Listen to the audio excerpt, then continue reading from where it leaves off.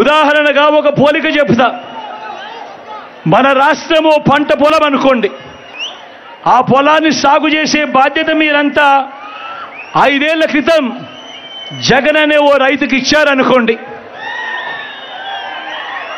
ఆ జగన్ అనే ఆ రైతు, ఆ జగన్ అనే మీ బిడ్డ, జగన్ అనే మీ అన్న ఈ 5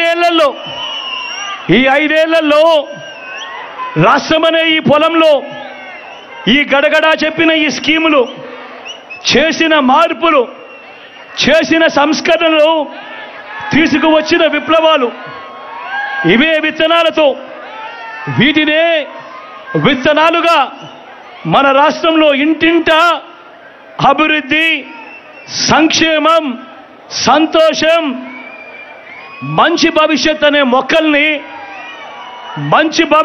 మొక్కల్ని నాటాడు మీ బిడ్డ. ఇప్పటికీ ఇవాళటికి 5 సంవత్సరాలు అయిపోయింది. ఈ ప్రతి ఇంట్లో నాటిన ఈ మొక్కలు, ఈ ప్రతి గ్రామంలో నాటిన ఈ మొక్కలు, ప్రతి పట్టణంలో నాటిన ఈ మొక్కలు, ప్రతి సామాజిక వర్గంలో నాటిన ఈ మొక్కలు 5 ఏళ్లుగా పెరుగుతూ, ఈరోజు 5 ఏళ్లుగా పెరుగుతూ వస్తూ ఉన్నాయి. నేను ఇక్కడే మీ అందరినీ కూడా ఆలోచన చేస్తూ ఉన్నా.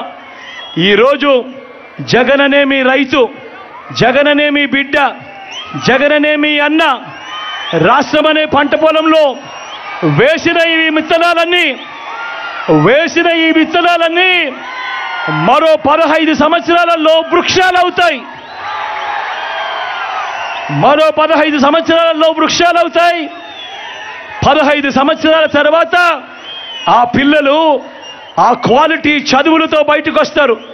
ఆ అభివృద్ధితో అవి మహావృక్షాలుగా అవుతాయి. బ్రతుకులు మారుతాయి, తలరాతలు మారుతాయి, పేదరికం అన్నది మటుమాయమైపోతుంది అని చెప్పి కూడా ఈ సందర్భంగా సగర్వంగా తెలియజేస్తా ఉన్నాడు మీ బిడ్డ.